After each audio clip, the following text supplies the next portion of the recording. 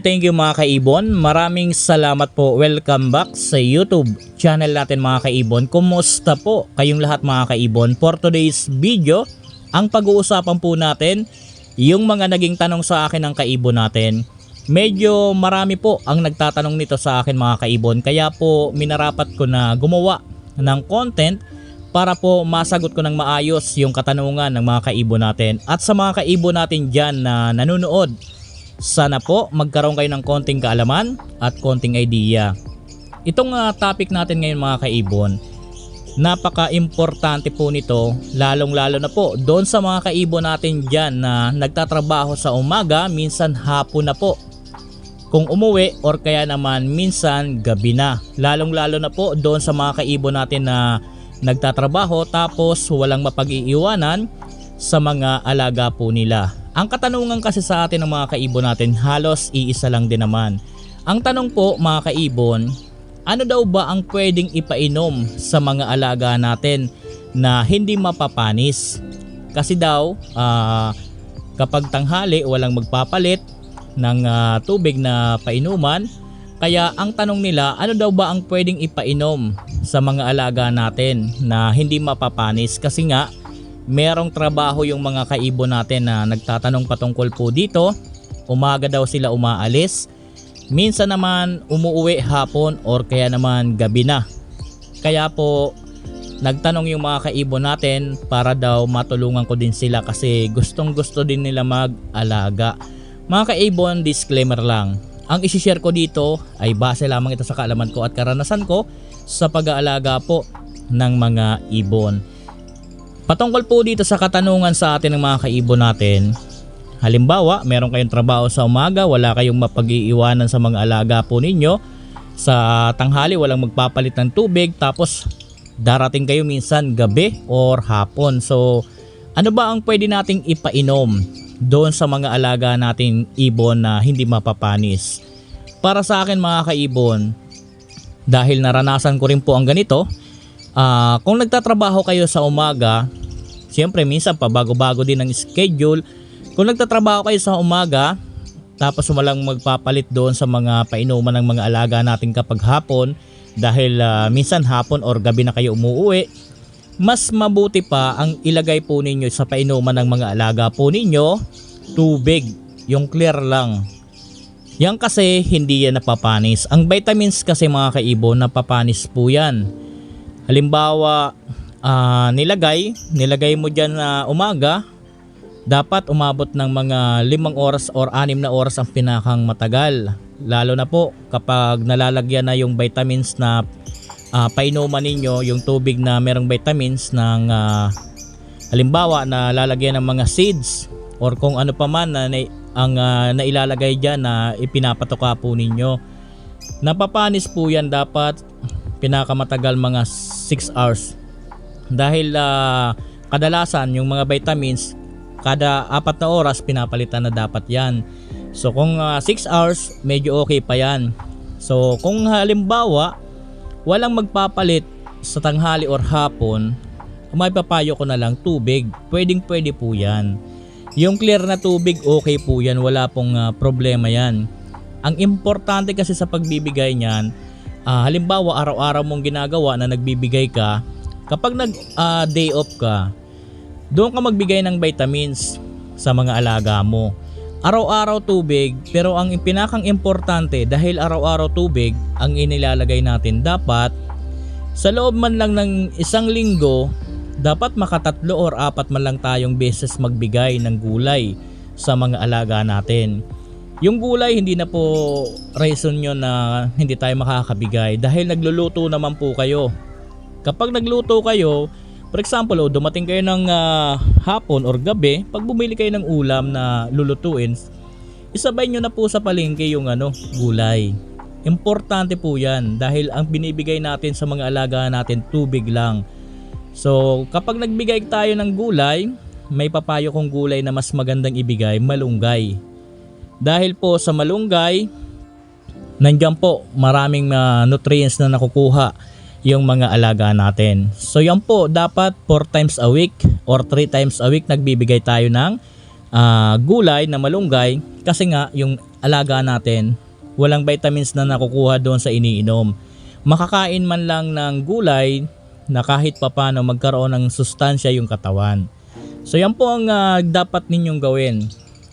Tubig lang pong ibibigay ninyo para hindi po napapanis kahit mainit. Lalo sa panahon ngayon, talagang mabilis mapanis ang mga vitamins. Kaya dapat pagka ganitong summer, 4 na oras pinapalitan yan. Para po hindi nagkakaroon ng sakit ang mga alaga natin.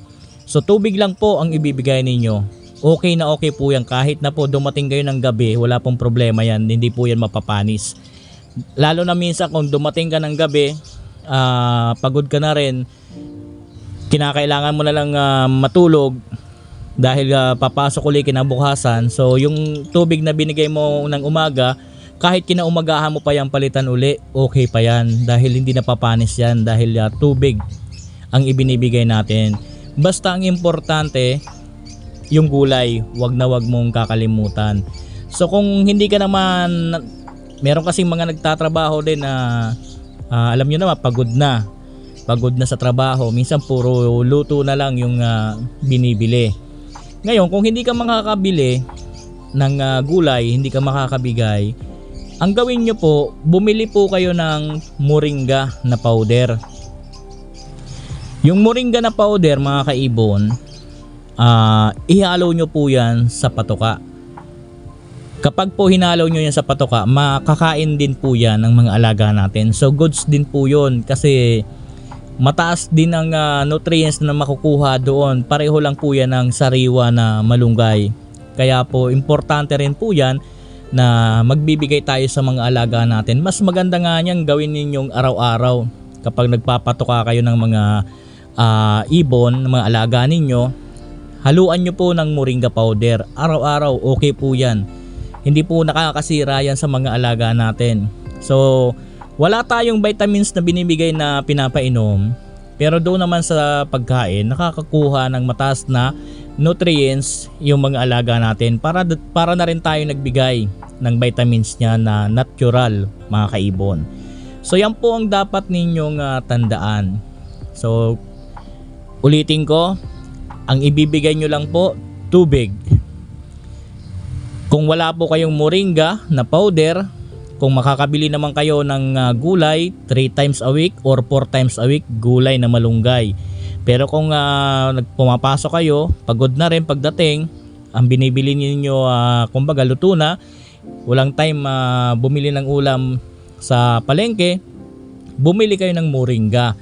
Yun po, ihalo nyo sa patuka ng mga alaga po ninyo. So yan po ang dapat ninyong gawin. Another tips ko sa mga kaibon natin na nagtatrabaho, na nag-aalaga. Pagdating po sa pagbigay ng patuka, mas maganda kung ano yung naka-maintain sa kanila. For example, yung katawan ng alaga natin solid naman, okay naman, maganda, healthy naman. Halimbawa 2 takal yung bigay natin. So ganun pa rin yun ang ruling. 2 takal pa rin yun dahil kung nakakabigay naman tayo everyday, paggising natin sa umaga bago pumasok, nakalagay rin tayo sa kanila ng pagkain, tubig na painom. So kung 2 takal pa din, okay na okay po yan. Basta po ang mapapayo ko, tubig lang ang ibibigay po ninyo sa mga alaga po ninyo. Tapos bigyan nyo po ng gulay 3 times a week. And then kung walang gulay na nabibili dahil hindi naman na lulutuin yung binibili, hindi na isasabay yung gulay, bili kayo ng moringa para sa mga alaga po ninyo. Kahit tubig po yan, goods po ang katawan yan mga kaibon. Healthy pa rin po yan, lalo kung araw-araw bigyan nyo ng moringa isabay sa patoka. So napakaganda pa rin po yan. Hanggang dito lang yung maibibigay kong payo or tips sa pag-aalaga kung sakali na nagtatrabaho tayo araw-araw. Ako kasi mga kaibon, ganito rin ang ginagawa ko noon. Walang mag-aalaga, walang maipag-iwanan. Trinay ko noon na magbigay ng vitamins. Hindi naman pare-pareho yung uwi natin kasi siyempre traffic. Minsan iba-iba naman ang schedule. Halimbawa, nagbigay tayo ng vitamin sa umaga, minsan pababayaan natin hanggang gabi. Yung alaga natin talagang Minsan pagdating natin, lalo kung yung vitamins, lalo kung mainit ang panahon, medyo iba na yung amoy. So yung alaga natin mga kaibon, no choice, kung uhaw na uhaw talagang iinom yan dyan. Pero ang ganyang klase ng vitamins na mayroong iba na klaseng amoy, medyo sira na, nakakasira din po yan sa katawan ng mga alaga natin, sa digestion. Yung mga alaga natin, mapapansin nyo yan minsan nagtatae. So kapag nagtae, yun ang delikado. Ang hirap pong gamutin na nagtatae na mga alaga natin. Lalo po kung yung ibon pa-dehydrate na ng pa-dehydrate. So delikado, mauuwi lang sa sayang. Kaya po maaari kung nagtatrabaho, ganito ang gawin po ninyo. Napaka goods naman po ng ganito base sa experience ko. Huwag na po kayo magbigay ng vitamins dahil sasabihin natin na sanay na yung alaga ko, okay na, okay naman na ganito ganyan. Pero kapag po talagang tinamaan yan ng karamdaman, problema rin at sayang. Hanggang dito muna yung video natin. Maraming salamat po. Doon sa kaibon natin na nagtanong, sana po nasagot ko ng maayos ang katanungan po ninyo. Maraming salamat po. Happy birthday sa ating lahat. God bless po sa ating lahat mga kaibon. Thank you po.